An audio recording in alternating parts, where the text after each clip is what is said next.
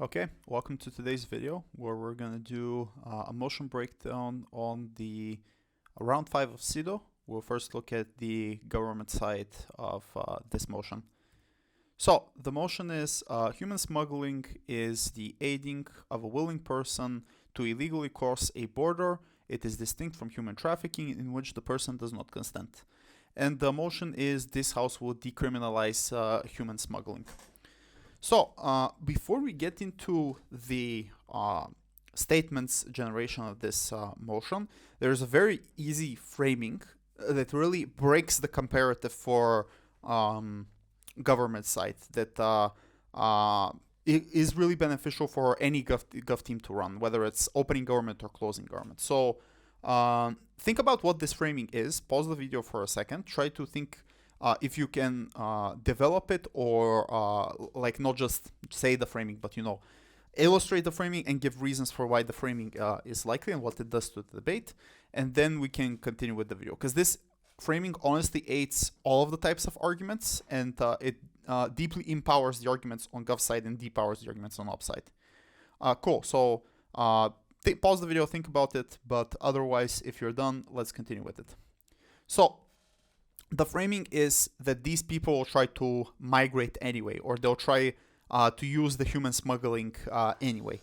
And there are many reasons for why this is the case. The first is there is a huge low standard of living and opportunities for the people that are incorporating this type of strategy. We're talking about the global south here, where wages are much lower than the west, which is where most of these people migrate. Like, we're talking a significant difference in terms of wages, even for the simplest work that you can do in Western Europe. It's much more well paid than the work that you'll do in, let's say, in the global south, or countries that are from developing countries and things like that.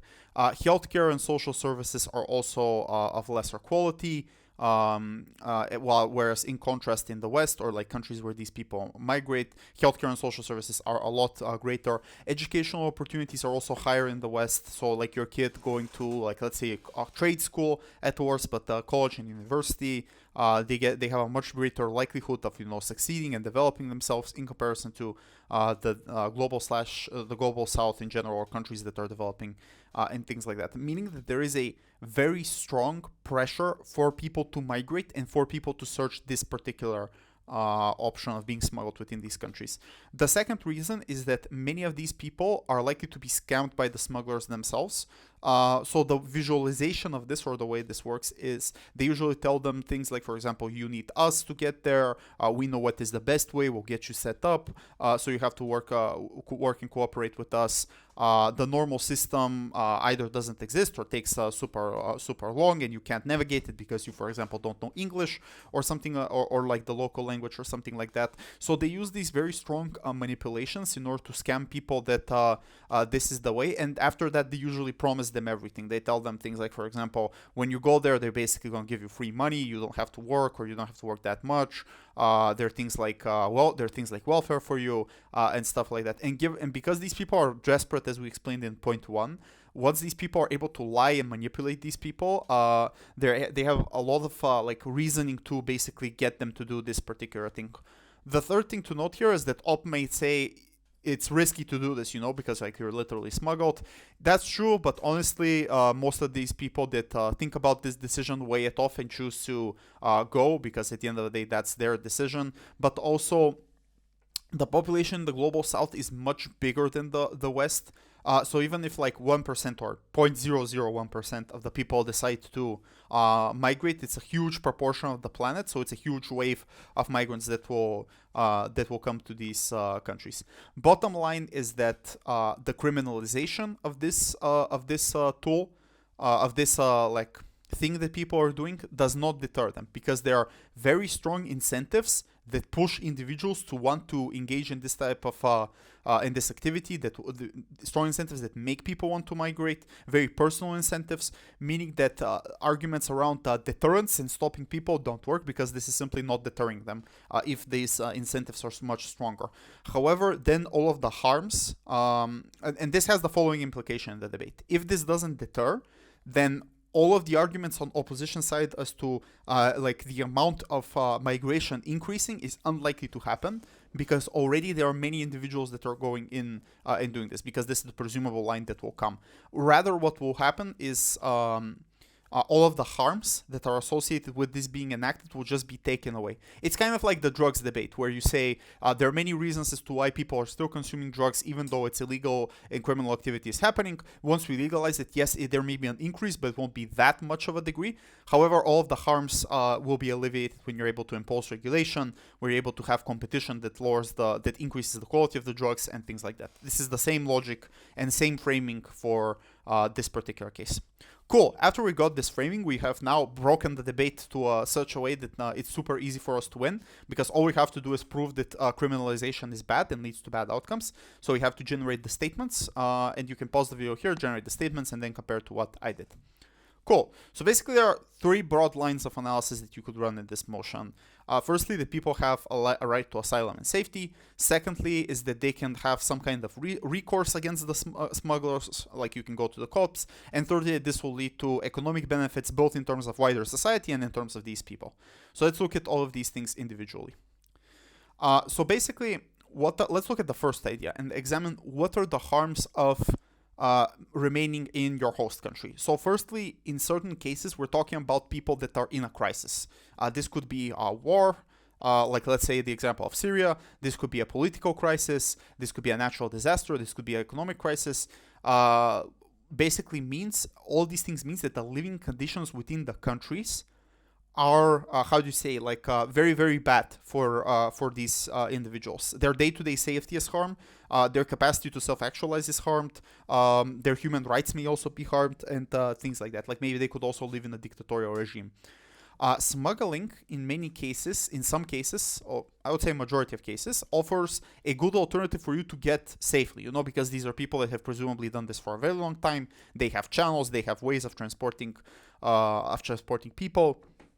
Meaning that this is, for many individuals around this planet, a legitimate tool of getting to a certain place safely and leaving the hellhole basically of where they live, or at least the country that has significant problems. So the second thing is that usually legal migration paths are either non-existent or very limited, because the host country, like the countries that are usually we're talking about Western Europe, North America, Australia, these types of countries, have no incentive to actually accompany these people, because there's a political backlash that might happen to them. People aren't necessarily pro-immigration, or they just simply haven't really thought about it, developing a system of migration that's very through and stuff like that. Meaning that currently, when they operate in this particular thing, they have a lot of harms that may happen to them, and this being a viable alternative for them to basically improve their standard of life and their safety. Currently, in the status quo, they're being penalized for this particular thing. They're being harmed. If you're smuggled in somewhere and they catch you, you could you could be detained, you could face jail time. This is counted as a crime in this particular matter. And I kind of forgot to analyze this burden, but the second thing to analyze is that being born is totally random. No one chooses to be born. We are born in totally random, arbitrary conditions. Countries and borders are also arbitrary, because they have to do things with stuff that happened in the past. In certain cases, borders are completely arbitrary. Some guy just drew the borders the way they are, like flat lines. In other cases, therefore, actions that happened hundreds of years ago, like a war or something like that, that have nothing to do with you. So these people are basically put in a prison of geography, pun intended. And this is the legitimate way for them to get out of here. Given that it's arbitrary and given that it's illegitimate, we shouldn't be harming these people or basically criminalizing this, making this a crime. And it's deeply immoral for us to do it. If these people had no other alternative within their country, if these people truly had no other option, and they're just seeking what we view as an average human right, which is just a better life, just a better existence, and going to a country where they have a greater standard of living, greater opportunities and stuff like that. Given that's the case, then we have a principal duty to pass this motion to uphold the rights of people to at least not be criminally prosecuted once they engage in this type of behavior, given they had no other option. Now, up here might squirrel by saying, well, can't we just decriminalize it for these special cases and things like that? No, you can't do that. That's against the rules of debating. You can't just partially say we'll make an exclusion for these types of circumstances. You have to defend it in all circumstances on op and things like that. Because it's not in the spirit of the motion, guys. Come on. Cool. Let's look at the second argument, which is the legal recourse argument. So the context here is that sometimes these smugglers are not as good as they tend to be. And here you have to draw the distinction. We're not talking about human traffickers, although they're not that far away with that. We're usually talking about people who scam you, who tell you, for example, yeah, you have to, I'll escort you there, you have to pay me this amount of money, and then they do either of two things. They tell you, one, you have to pay me more money actually, because, you know, we had some additional costs, wink wink, for transporting you there, or two, in order to set you up to work here, in order to set you up to exist here, you have to work in this, for this guy, and then they point you out to like a farm or a factory or something like that where you are being harmed. So basically, they have situations where they could physically or mentally abuse you to basically cooperate with them, work with them if they're like psychopaths. That this is totally not unlikely to happen, especially if there are people who literally work human smuggling. They could try to create a form of enslavement on you where they tell you work for this guy, do this particular thing. Or they just manipulate you. You know, they tell you things, you have to stay here with us, the outside world is very bad. Given that these people are like very vulnerable and very, scared, they're likely to be, for lack of a better word, maybe you could comment a better word, but enslaved in a way when they work with these people. So how does this change within the debate? In the status quo, you can't get support from for these types of problems because you can't legally go to the cops since you were smuggled there. If you go to the cops, they'll detain you, they put you in jail for doing this. You can't tell them the story, hey, I was smuggled here and right now my smuggler is abusing me, literally enslaving me and doing things like that. Like you can, but you can do it only in the absolute worst cases, most likely, where where very, very bad things happen to you and you're willing to risk going to the cops and being detained. But this is an unlikely scenario given the fact that people have a sunk cost fallacy within them and they're like, okay, I did all of these things, I took all of these harms, I made it to America, and now I just want to work and get through this so that I can exist, which is horrible because, you know, like they get severely harmed this way mentally and physically. They have no options to them, and they can't even go to enact their own human right, which is just going to the cops, like the authority figures, to help them out and things like that.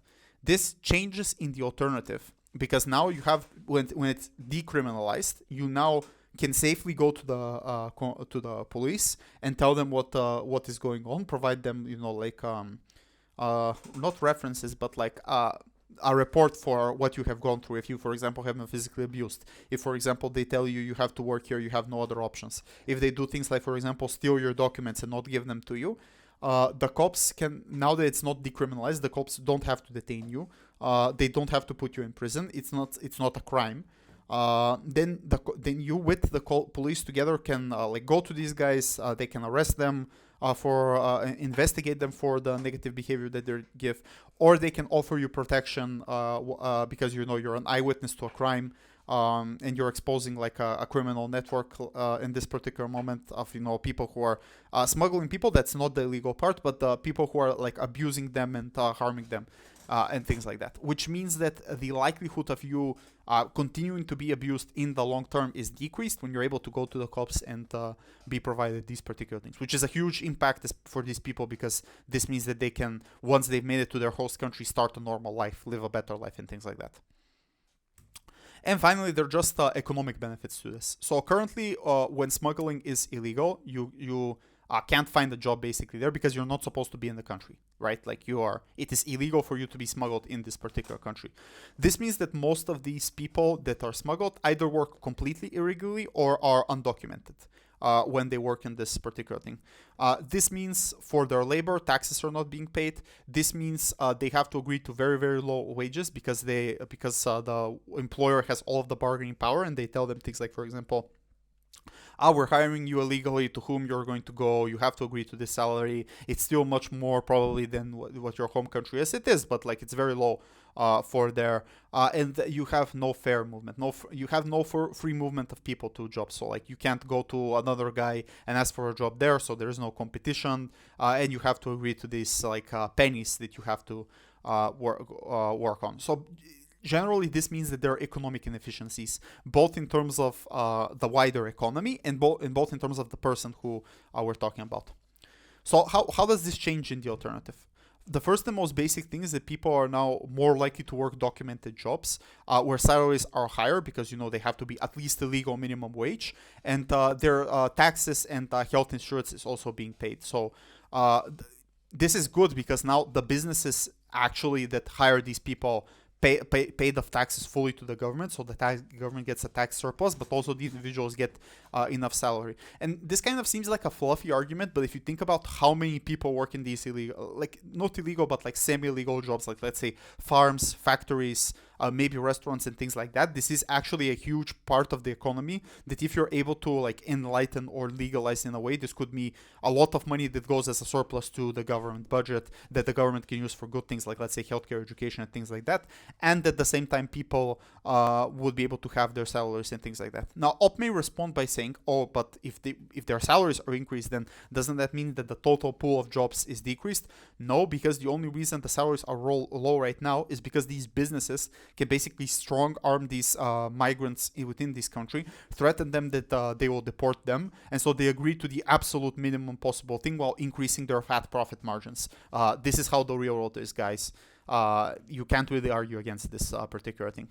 But secondly, it also gives you greater mobility within the economy. You can go and work with other sectors. You can go and work with other things. Because now, like, if your only option was to work as a farmer because that was the job you're being enlisted, but let's say you have some other skills. Let's say you're a good car mechanic, or let's say you have I don't know, you're good at something else like tourism and things like that. You can go to these sectors, so you have a much greater fluidity of the economy, of people going around, cooperating, getting like jobs, getting more empowered, and like this increases like the competition and the functionality of the economy overall. The impacts of this is, firstly, that these people are much more likely to have greater economic development for themselves and the wider economy, which, you know, leads to many benefits. But secondly, these people are now less likely to do things that are of criminal nature because, you know, when they're working for pennies on the dollar, when they're working illegally, at a certain point they're asking themselves, okay, why shouldn't I join a gang? Why shouldn't I sell drugs? Why shouldn't I do this and that? Which is problematic because then many of these migrants, you know, start doing societally ineffective activities like crime. This escalates, it leads to greater harm. So if we can integrate these people, give them a good standard of living, which presumably this policy will do because it's no longer decriminalized, because we're starting at the initial point, we like go away from this poverty cycle in the beginning, and we have a new amount of people that are operating well within society and are well developed and things like that. And that's it. Then in a deputy speech, you can tie this down on to the framing, like when you just say, like, let's say this was the PM, I explained all these points, or extension speaker, doesn't matter, and then Op stands up and says, oh, but there are all of these harms. Then in deputy on whip, you can stand up and say, okay, we see these harms, but that's why we framed in the beginning that people have a great incentive to migrate and to use this smuggling tools anyway, which means that a lot of your harms just don't manifest if in the status quo there is enough sufficient incentive, but all of our harms do manifest, and we're able to alleviate them once we decriminalize them and stuff like that. So that was the video. Hope it was helpful. Like and subscribe, and I'll see you in the next video.